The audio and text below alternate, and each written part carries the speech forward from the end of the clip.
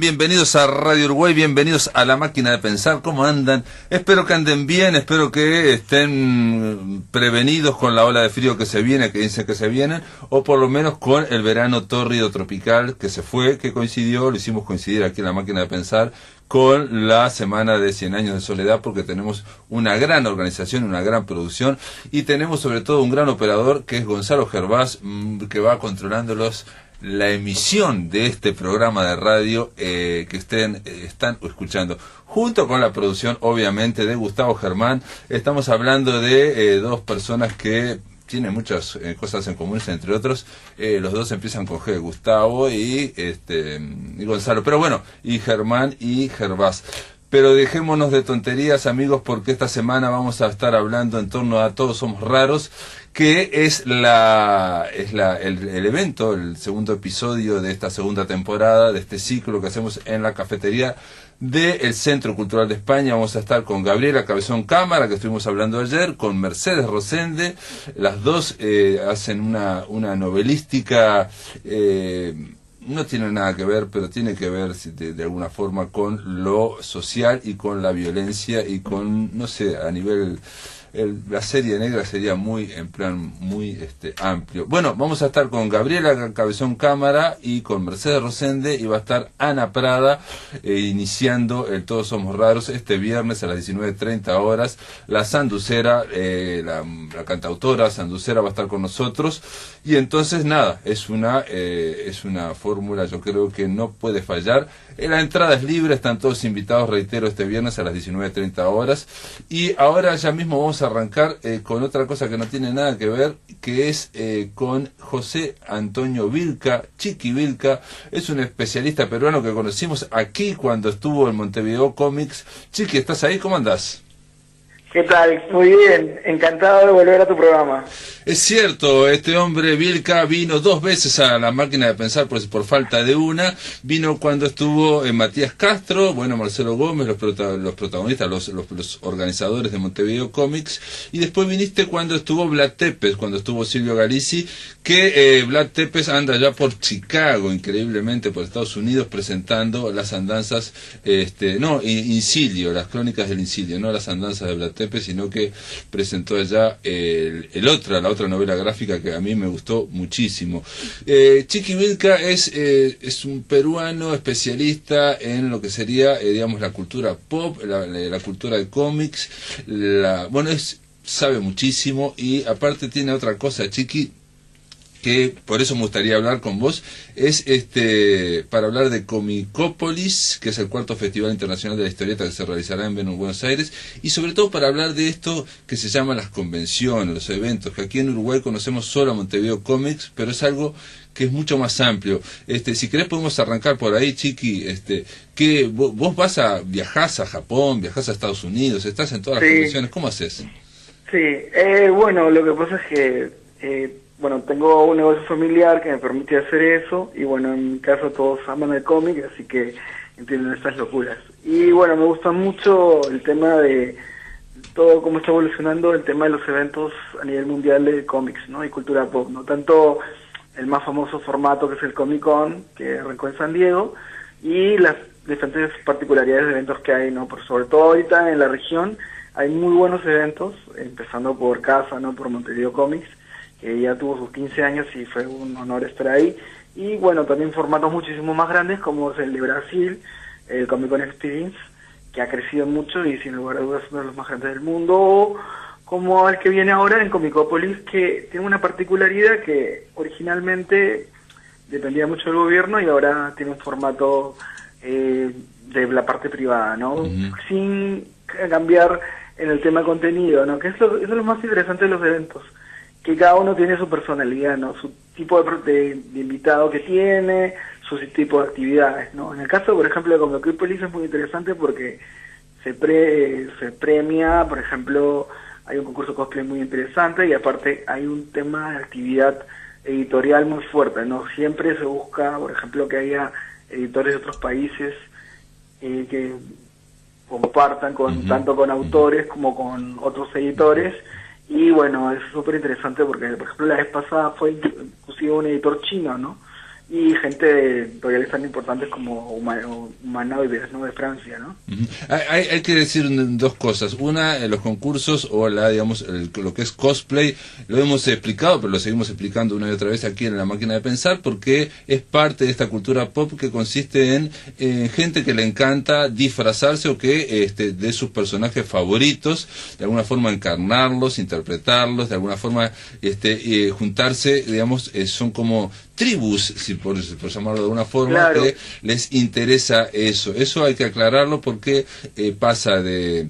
Aquí empezó con un concurso de cosplay en Montevideo Comics, que me acuerdo que el ganador iba a San Pablo. Nunca supe sí, exactamente qué ocurría. claro. Y te quería preguntar... Hay precisamente hay varios grandes premios y grandes circuitos precisamente del cosplay, y tú has usado la palabra indicada, que es encarnar, ¿no? Es gracias al cariño que tienen los personajes que tratan de resaltar, pues, no solo la parte física del personaje, sino también sus emociones o su personalidad, ¿no? Eso es lo interesante de todo, y aparte que lo del cosplay lo hacen desde niñitos hasta gente mucho más grande, ¿no? Entonces es muy simpático. En el tema con Montevideo Comics, el concurso en el que participa es un reto muy importante que se llama la Copa Yamato, que es una copa que está relacionada en varios países de Sudamérica principalmente, y que tiene como final en Sao Paulo, ¿no? Uh-huh. Hay otras, por ejemplo, hay una muy importante que es el World Cosplay Summit, que ese es el evento en Nagoya, y que comprende también un montón de países en Japón, mundo que tienen esa, como, sí, justo es en verano, o sea que el evento es súper lindo, y uh-huh. es como, ese es el evento más grande como de cosplay que existe. Uh-huh. Ese es el evento, perdón, ese es el evento más grande de cosplay que existe. Yo te quería preguntar sobre el evento, digamos, de cómic de Brasil que mencionaste al pasar. ¿Dónde se celebra? ¿Cómo es? Claro, el evento de Brasil se llama Comic Con Experience, que parte de se hace en Sao Paulo, y lo interesante es que ahora ha crecido y estuvo otra edición, ¿no? Porque originalmente solo se hacía en Sao Paulo, pero el año pasado llegó a más de 200.000 personas, imagínate, esa cantidad de número de gente que acudió a este evento, y este año lo que han hecho es a salir después de Sao Paulo, lo han hecho en otra ciudad de Brasil, y lo interesante es que, por ejemplo, ahora se han asociado con la gente de Rock en Río, y durante Rock en Río han creado un evento de videojuegos. Y con la sola entrada de Rock en Río vas a poder participar dentro de un evento de videojuegos, ¿no? Que se llama Game XP, ¿no? Porque el XP es como de Experience, y también es el tema con lo que uno gana en los videojuegos, ¿no? Que es experiencia, ¿no? Para que sube los niveles. Que es parte de este mundo, digamos, ¿no? Digamos, estamos hablando cuando decimos cosplay, cuando decimos cómics, cuando decimos videojuegos, es todo un amplio espectro de cultura pop. Todo está unido por el tema del multimedia ahora, ¿no? Uh-huh. De repente, por ejemplo, si vemos inclusive series muy famosas que de repente terminaron sin acabar, ¿no? Que a veces las cancelan, en muchos casos han continuado en cómic. Por ejemplo, un caso emblemático es Buffy, la Casa de Vampiros, uh-huh. continúa en cómic, ¿no? Entonces, eso es lo interesante de estos momentos, ¿no? Tienes el tema de Netflix, ¿no? Que también está haciendo inclusive anime, está haciendo películas. Entonces, tienes toda esa posibilidad de multimedia que no solo te queda en una novela, o queda en un cómic, o queda en una película, en una serie, un videojuego, ¿no? Es todo como un circuito que agranda, pues, en realidad la experiencia de la gente que le gusta ese tipo de aficiones, ¿no? Claro, yo por ejemplo vi una vez en uno de los años, hace un par de años, o sea, para que vean que no solamente tampoco tiene que ver con la actualidad total, vi creo que era una familia, honestamente, no sé si era una familia, que llegó a Montevideo Comics en una gran camioneta y haciendo los cazafantasmas, ¿no? O sea, que original. Claro, y bajaron y eran tal cual los cazafantasmas, bajaron todos con la música, con los trajes, con las armas, con todo, sí los he visto, o sea, uh-huh. Y es que precisamente es eso, o sea, es como proyecto familiar en que vas haciendo tu traje, uh-huh. ¿no? Vas agarrándole cosas, ¿no? Entonces, eso es una parte de tener una experiencia en grupo, ¿no? Eso es lo bonito de eso. Y una cosa interesante que se les ocurrió a la gente Para esto, bueno, Comicópolis vuelve después de tuvo una parada de un año por el tema de este cambio de gobierno, y ahora vuelve del 1 al 3 de septiembre. Y yo la verdad que les digo que es un super evento y que de lo que mejor que he visto en todos los viajes que he hecho, tanto por el tema de contenido como por realización de equipo. O sea, eso es como lo que digo, es interesante lo que hay detrás de los eventos, ¿no? El tema de elección de invitados y todo. Y volviendo al tema de cosplay, una cosa súper interesante que van a hacer ellos ya la vez pasada, el ganador del concurso de cosplay lo llevaron a Comic Con de Nueva York, ¿no? Le invitaron a ir al Comic Con de Nueva York y este año lo que se les ha ocurrido es que ir a Halloween en Tokio, que es una experiencia que yo tuve el año pasado que es increíble. O sea, la cantidad de gente que hay en la calle disfrazada, inclusive hay barrios donde se hacen eventos en la calle que son manzanas de gente disfrazada. Y otra particularidad muy interesante es que en esas épocas Tokyo Disney permite a la gente disfrazarse. Entonces, días antes y días después del Halloween, puedes ir disfrazado o caracterizado o haciendo cosplay de personajes, obviamente, solo de la familia de Disney, ¿no? Solo Disney. Y bueno, ahora también, claro, pero ahora también está Star Wars, entonces es súper amplio. Y imagínate, o sea, la gente va como cuando van a veces esas fiestas y todos van como de un grupo, pues de gente disfrazada de Toy Story, claro, así, claro. O las princesas, ¿no? Y es súper divertido. O sea, bueno, es cierto que la gente está durante, yo que sé, 6 meses o meses haciendo, digamos, su propio traje, bueno, o comprando. Ahora, cosplay, estaba viendo, es una contracción de costume y play, ¿no? O sea, juego de disfraz. Sí, claro. Ahora, eso, te pregunto, ¿viene de Japón? ¿De dónde viene? Sí.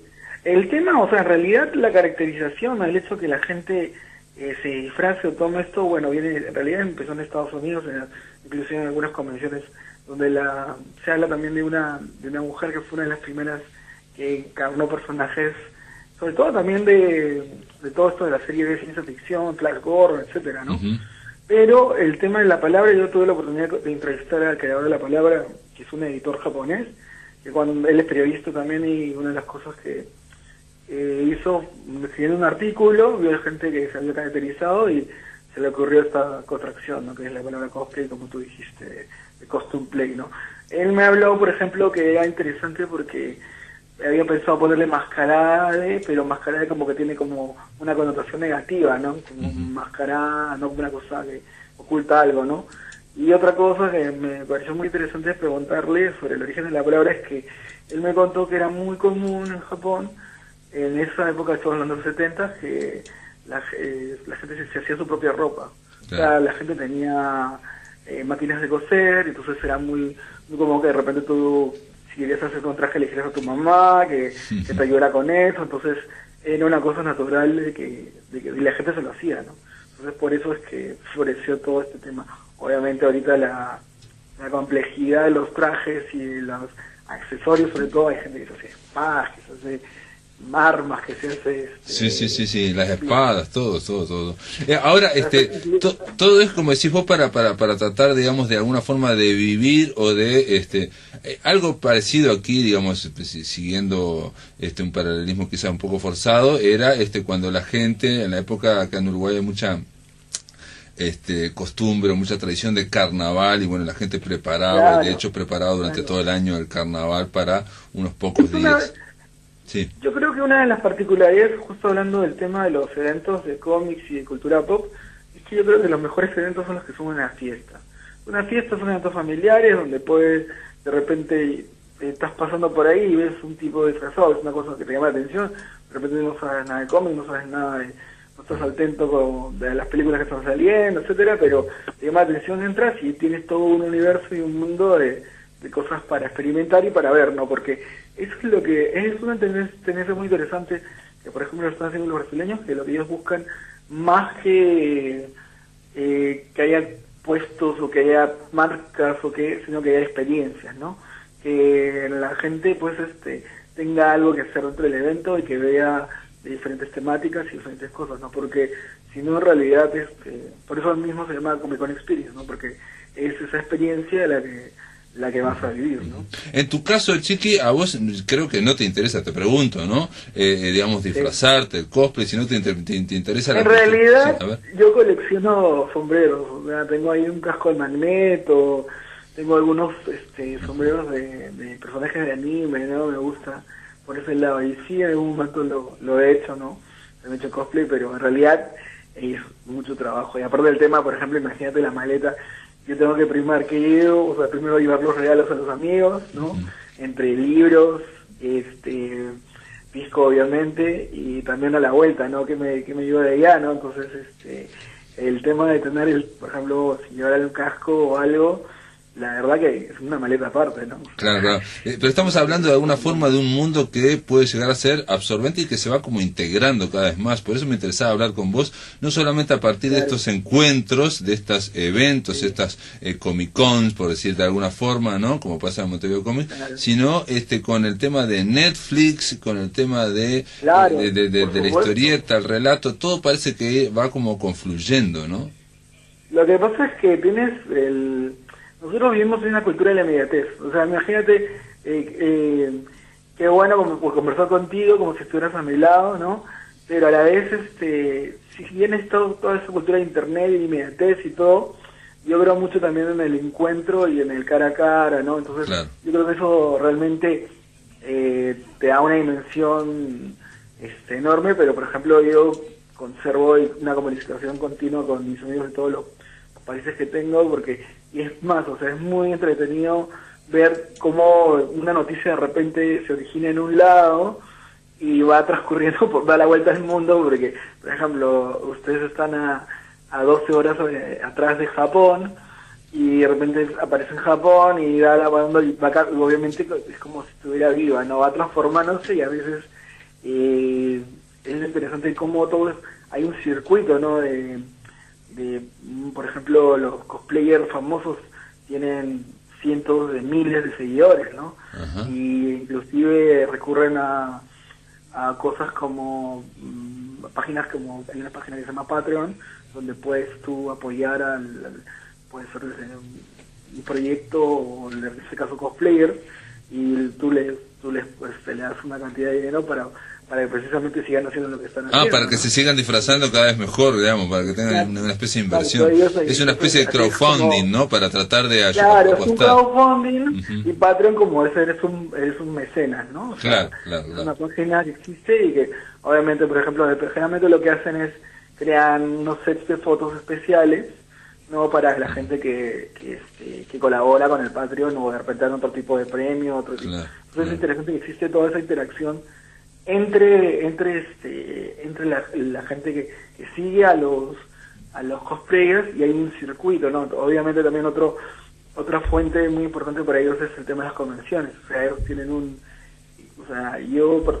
Lima Comics, el evento que yo hacía, pertenece a una asociación de eventos internacionales de Japón que se llama IOEA, que tiene eventos tan grandes como el Salón de Barcelona de Manga, como el Romix de Italia, entre otros. Y es interesante como una de las cosas que decían la gente de Japón es que tú te podrías pasar todo un año yendo a eventos todas las semanas. Claro, como dicen de los festivales de cine, que uno podría saltar de festival en festival, en este caso de evento a evento. Chiqui, José Antonio Vilca, esperamos un poquito, vamos a hacer una breve pausa, amigos, y a la vuelta volvemos con Chiqui Vilcas y vamos a tratar de hablar, y bueno, sobre todo voy a preguntarle cómo un peruano es uno de los organizadores de Comicópolis que se hace en Buenos Aires. En el aire de Radio Uruguay, La Máquina de Pensar. Continuamos, amigos, en La Máquina de Pensar. Estamos conversando vía telefónica con José Antonio Vilca, Chiqui Vilca. Él está del otro lado del teléfono allá en Lima, en Perú. Y bueno, yo dejé planteado una pregunta, Chiqui, que llama la atención, ¿no? Vos sos un especialista en cultura popular peruana. Hay un detalle que ahora lo acabo de ver en el blog de La Máquina de Pensar, porque vos también gestionás junto con otros una web de cultura popular, de cultura pop, que se llama cancha.p de Perú. ¿Y cómo es que estás organizando? ¿Cómo estás en la organización de Comicópolis, que esto está en Buenos Aires? ¿Cómo es eso? Lo que pasa es que con la red de viajes y todo, yo, participé como como visitante en 2 oportunidades en Comicópolis, y toda la gente, mucha gente de la gente que está organizando, gente que conozco. Entonces, a mí siempre me gusta ver cómo están las cosas por detrás, ¿no? O sea, me gusta levantar, ver detrás del telón.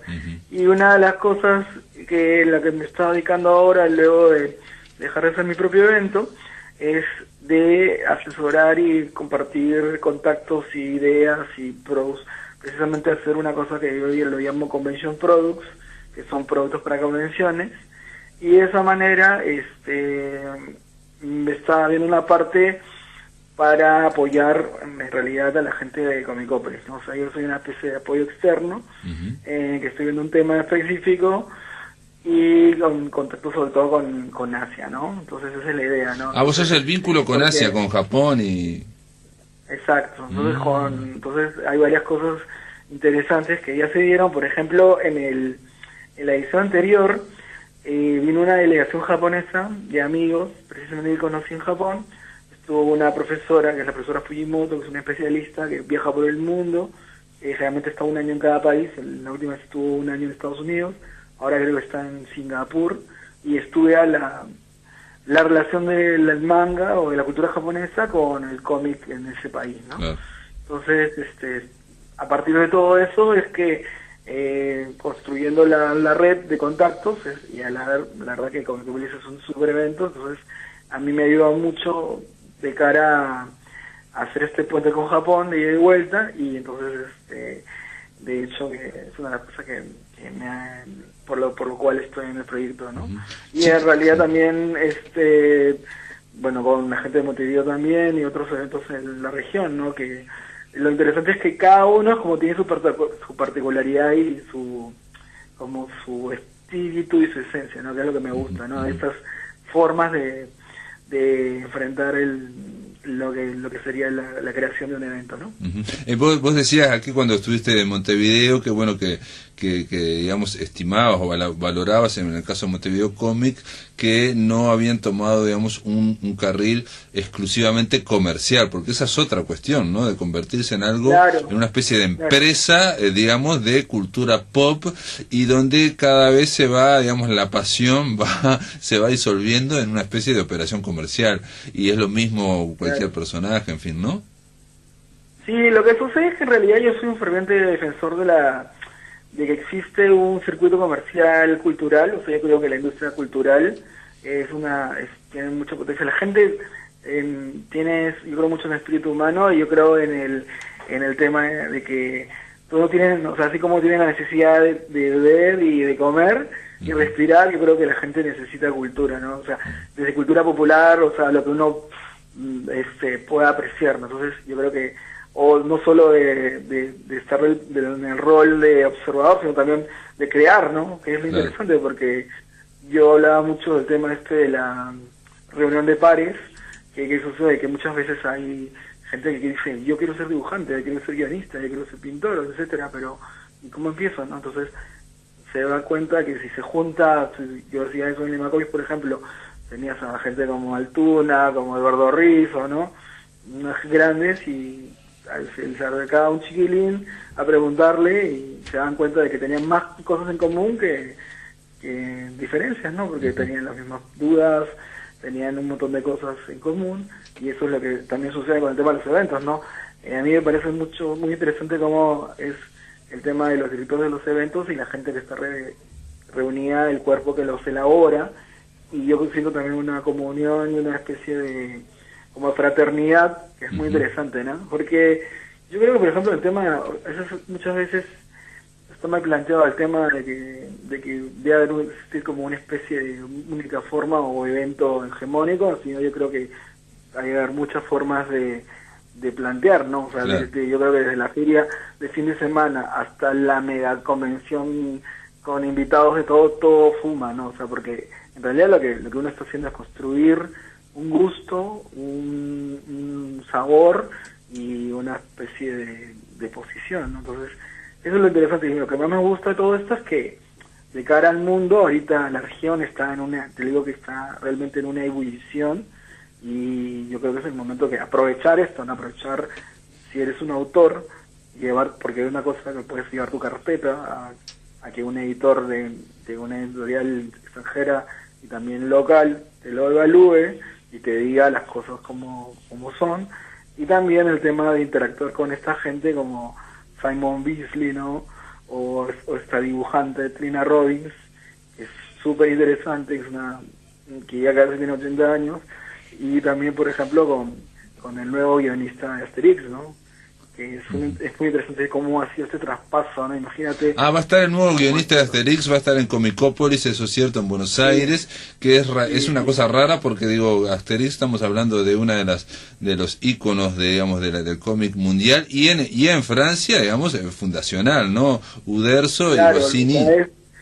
Es Tintín, Asterix, el Lucky Luke y Spirou son la columna vertebral, o sea, claro. Y el tema, si bien el dibujante ya falleció, el guionista todavía está vivo, y en vida hace todo hace ese como paso de testigo, ¿no? O sea, eligen, o sea, él participa en la elección del guionista y del dibujante, y ya van 2 volúmenes y van por el tercero, que se plantea que salga este año. Entonces es interesante cómo, o sea, también, bueno, ha pasado esto con el personaje Spirou, pero es interesante que el personaje de Asterix en vida, el autor, participe en la elección del...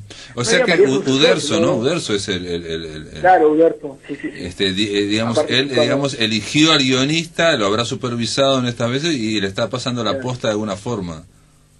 Claro, y por ejemplo, en ese tipo de ampliaciones de personajes, también este año va a salir un nuevo álbum de Pellejero del Corto Maltés, ¿no? Del Corto Maltés, sí, otro ícono. Y que bueno, que el año pasado estuvo invitado a Montevideo a cómics, ¿no? Entonces es interesante que un personaje tan icónico como el Corto Maltés también continúe, ¿no? Ahora con su segundo álbum, que está situado precisamente en la selva amazónica, ¿no? Entonces, toda esta fantasía del gran y eterno aventurero, ¿no? Los mares del sur, etcétera, está todo ahí condensado, ¿no? O sea, continúa la creación de Hugo Pratt, ¿no? No en el caso estoy pensando en la de Tintín, nosotros le dedicamos acá a la máquina de pensar una semana a Tintín, pero nunca se la dedicamos a Asterix, ¿no? Habría que dedicarse al Asterix, la verdad, porque también son unos personajes que desarrollaron, bueno, Lucky Luke era extraordinario también. Claro. Aparte que lo interesante es cómo uno puede darle muchas lecturas a esos cómics, ¿no? Situándolo en la época, viéndolo como envejecido, si envejeció bien en todo, el tema de la técnica, todos los detalles que tiene o sea, no simplemente, unas cosas que es interesante del formato de álbum francés, todo ese posicionamiento de la página, ¿no?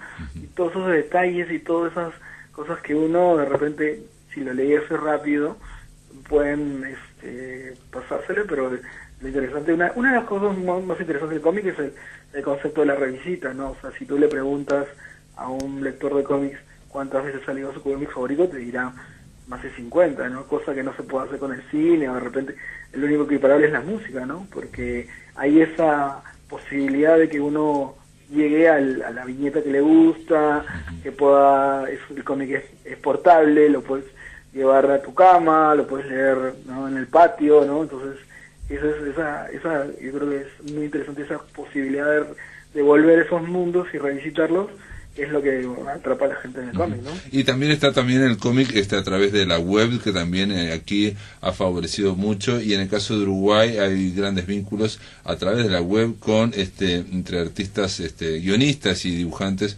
uruguayos y argentinos, claro. ¿No? Lo hacen cruzado. Para terminar, allá en Perú, ¿cómo está el tema, digamos, de la historieta? ¿Cómo está este mundo de la cultura popular?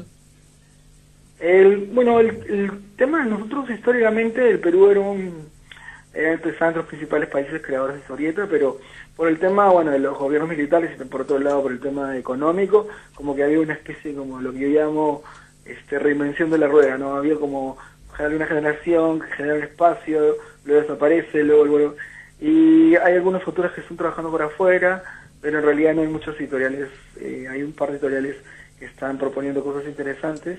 Ahora con el boom del cine, también hay una especie de búsqueda, como por ejemplo de adaptaciones de las mismas películas al cómic, Y lo que sí es interesante, que una cosa que continúa con mucha fuerza en el Perú es el tema del humor gráfico, principalmente político, ¿no? Ajá. Pero hay muchos autores, por ejemplo, Carrie es un autor muy conocido en el mundo, son autores como el que participan en concursos internacionales de humor, que en lo que pasa, por ejemplo, en el tema del humor gráfico, es un circuito mucho más consolidado que el cómic, ¿no? Y hay eventos inclusive en Irán, o sea, eventos, por ejemplo, muy emblemáticos como el de Porto, ¿no? Inclusive hay un evento donde te regalan una vaca, imagínate. ¿Una vaca? Una vaca viva. Te regalan una vaca viva, imagínate, o sea, entonces es un circuito muy muy interesante. Hay una anécdota sobre el tema del humor gráfico, que hay dos cubanos, Ares y Boligan. Ares todavía continúa viviendo en Cuba, y Boligan es un cubano muy famoso radicado en México, pero que va y viene, ¿no? Obviamente a Cuba. Y en un año ellos hicieron una especie como de duelo de ver quién iba a ganar más premios en el año, ¿no? Entonces empezaron una especie como de apuesta amistosa, con la idea de encontrarse, como ellos siempre se juntan en un evento en Los Baños, en La Habana. La cosa es que desgraciadamente, bueno, el padre de uno de ellos falleció y tuvo que parar esta especie como el concurso, pero ya en mitad del año uno iba como más de 60 premios, ¿no? Muy bien, José Antonio Chiquivilca, sorprendente todo esto que me estás contando, digamos, es una especie de duelo de premios entre grandes dibujantes cubanos. Comicópolis, probablemente después vamos a hablar con vos cuando se acerque más el evento en Argentina. Esto va a ser aproximadamente por septiembre. Por favor, márquenlo en su agenda, 1, 2 y 3 de septiembre. Todavía no se han anunciado todos los invitados ni actividades. Ya pasen por la información. Está en el Facebook, está actualizándose continuamente. Los invito a que participen, tanto si son autores o son público en general. La ventaja es que ustedes están prácticamente a tiro de piedra, muy cerquita, sí, de Buenos Aires. Así que aprovechen este evento, que yo les digo de la forma como pueden acceder esos autores. Porque es otra cosa, porque la gente se imagina que los eventos internacionales grandes de afuera los vas a ver, no, o sea, están en un escenario. Si llegas a entrar al lugar, con las justas los vas a ver a metros de metros. Aquí no, inclusive puedes hablar con ellos, puedes hacer que te firmen algo, puedes hacer sus charlas. Es una realidad y una actividad que no se da en otros lados, ¿no? Así que aprovechenlo, que están ahí, ¿no? Cerquísimas. Te mando un abrazo, Chiqui, y bueno, cuando se acerque Comicópolis hablaremos de nuevo. Por supuesto, encantado por lo que quieras siempre. Un abrazo, amigos. Ahora vamos a despedirte con esta canción que se llama Tierra Adentro, de Ana Prada.